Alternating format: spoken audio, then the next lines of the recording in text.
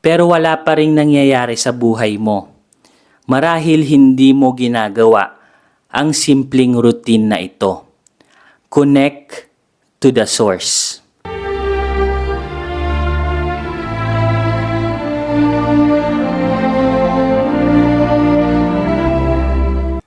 Hello guys! Welcome sa Manifest PH.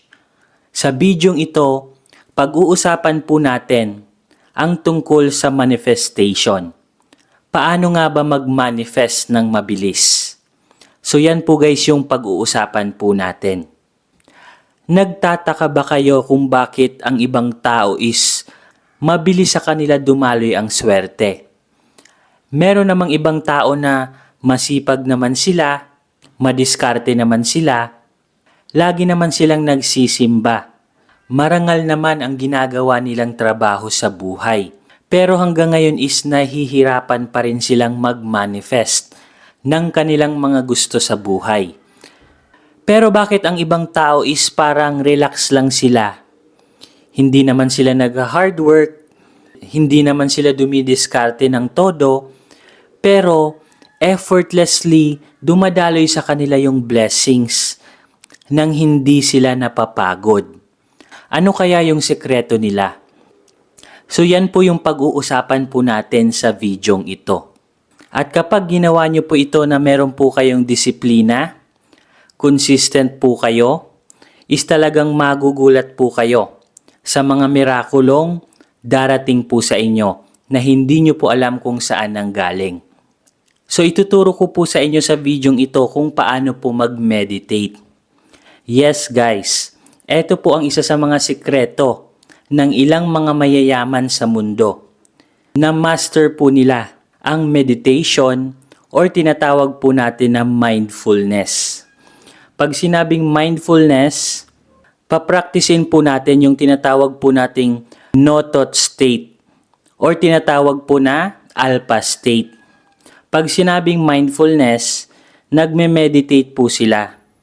Nagko-concentrate po sila sa pamamagitan po ng pagpikit ng kanilang mga mata.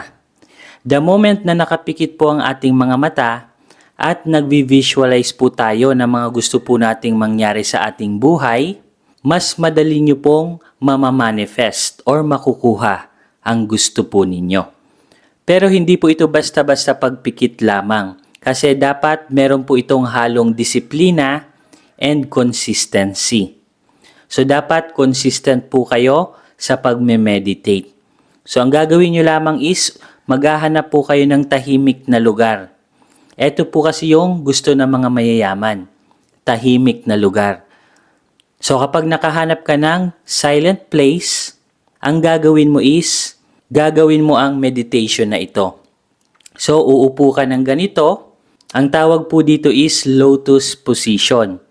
Kung hindi po kayo komportable sa ganitong klaseng posture of meditation, pwede nyo naman pong gawin na mag-meditate gamit ang upuan.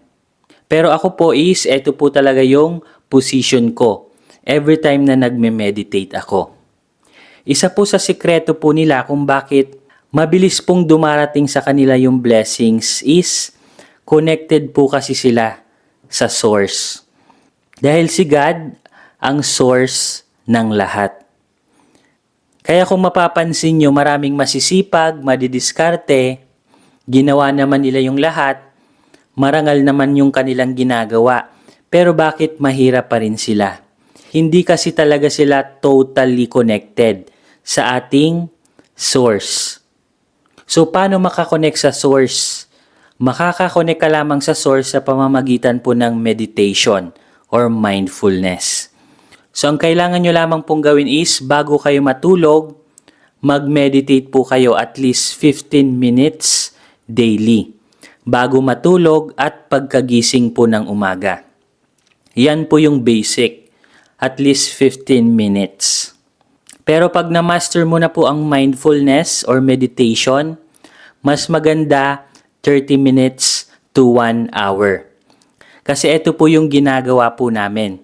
At least 1 hour meditation per day bago matulog at pagkagising, mas makakakonect po tayo sa ating source.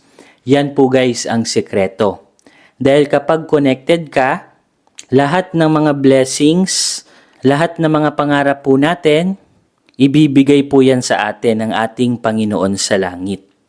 Ang katawan po kasi natin is tinatawag po itong vessels. Pag sinabing vessels, dito po dumadaloy yung blessings na binibigay po sa atin ng ating Panginoon sa langit. Kapag hindi ready ang vessels mo, hindi mo matatanggap yung blessings. Kailangan po natin kasing mag-align sa ating Panginoon para maibigay niya po yung blessings na gusto po natin. So, paano tayo makaka-align para dumalo yung blessings? So, dito na po tayo pupunta sa tinatawag po nating alpha state. Ang alpha state, guys, isa po itong state of mind. Pag sinabing state of mind, level po ito ng ating mind kung saan wala po tayong iniisip. As in, no thought state po talaga. Kaya po siya tinawag na no thought state. Kasi kailangan po nating practicein na maging blanco yung utak po natin. Ang example po nito is parang yung nakatulala ka po sa isang tabi na talagang wala kang iniisip. Kumbaga yung mata mo is nakasteady lang siya and then nakatulala ka. No thought state na po ang tawag doon. So accidentally nagagawa po natin ito matagal na. Since bata pa tayo hanggang ngayon, minsan natutulala na lang po tayo sa isang tabi at wala tayong iniisip pero nakadilat ang ating mga mata. Ang tawag po dun is no thought state na po yun. Pero mas lalo po nating mamamaster ang no thought state na ito kapag tayo po ay nakapikit. So kailangan po nating mag-meditate gaya po nito. So ang goal po natin is makarating po tayo sa alpha. Kumbaga ito po yung pinaka-balance state ng ating utak. Para mas madali nyo pong magets or maintindihan, kalahating gising, kalahating tulog. Yan po yung alpha state. At dyan po tayo magmamanifest ng mga blessings or goals po natin. Pero meron pong mga requirements para talagang ma-master nyo yung alpha state or no thought state. Kailangan alisin po natin ang ating fear, doubt, and worries. Kasi ang fear, doubt, and worries, stress, and anxieties, isa po yan guys sa dahilan kung bakit hindi po makadaloy yung blessings or enerhiya ng Panginoon papunta po sa atin.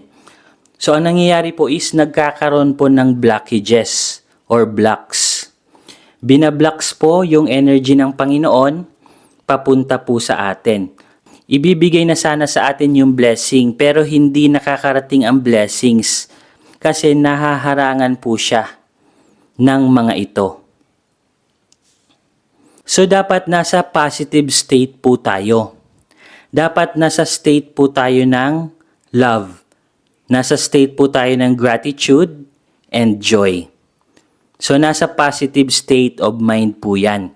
So every time na nakaka-feel po tayo ng love, gratitude, and joy sa ating puso at sa ating isip, dadaloy po ng maayos yung blessings ng ating Panginoon.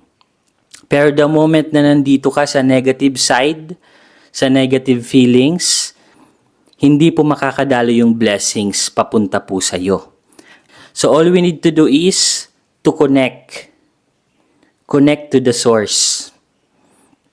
Kailangan po nating kumonekta sa source lagi. Every day, daily po yan, bago matulog at pagkagising. Yan po talaga ang sikreto. Kahit marami kang nabasang libro tungkol sa pagyaman, marami ka ng seminar na napuntahan tungkol sa pagyaman, pero wala pa ring nangyayari sa buhay mo. Marahil hindi mo ginagawa ang simpleng routine na ito. Connect to the source. So all we need to do is tanggalin na po natin ang fear and doubts na ito para matanggal na po yung mga blockages at makadaloy na po yung enerhiya ng Panginoon at makakonect na din po tayo sa energy ng Panginoon. So the moment na connected po tayo, magiging ready na po ang ating mga vessels. So kapag ready ang vessels natin, the moment na binagsak ng Panginoon yung blessings, ready tayo. Kapag hindi po kasi ready ang ating vessels, hindi po natin matatanggap yung blessings na yan. At kapag na-master nyo po guys ang meditation or mindfulness, magkakaroon po kayo ng great awakening. At kapag awakened ka na, awakened being ka na, magkakaroon ka na ng tinatawag po natin na purpose. Alam mo na yung purpose mo dito sa mundo. At magkakaroon ka ng mission. Kailangan po nating malaman yung purpose natin and gawin yung mga mission po natin habang tayo ay nabubuhay. So kailangan po nating alagaan ang ating katawan. Kailangan nating i-ready lagi ang ating vessels. Kasi pag ready ang ating vessels, lahat ng hinihingi mo is kusang darating at kusang ibibigayan ng Panginoon. Yan po ang sikreto. So all you need to do is meditate. So dapat wag munang cellphone yung hawakan ninyo pagkagising ninyo. The moment na gumising po kayo is dapat mag-pray po muna tayo. Prayer is the first step. And then after the prayer, mag-meditate na po tayo. Gawin nyo lamang po ito guys at talagang magugulat po kayo sa mga mirakulong darating po sa inyo. And again, ipaalala ko po sa inyo na kailangan nyo po dito ng disiplina sa pagme-meditate. Kailangan consistent po kayo. Kaya kung mapapansin nyo kung bakit ang mga mayayaman lalong yumayaman, alam kasi nila yung mission nila. Alam nila yung purpose nila dito sa mundo. Kasi, na-master po nila yung connection. Na-master po nila ang mag-connect sa ating Panginoon.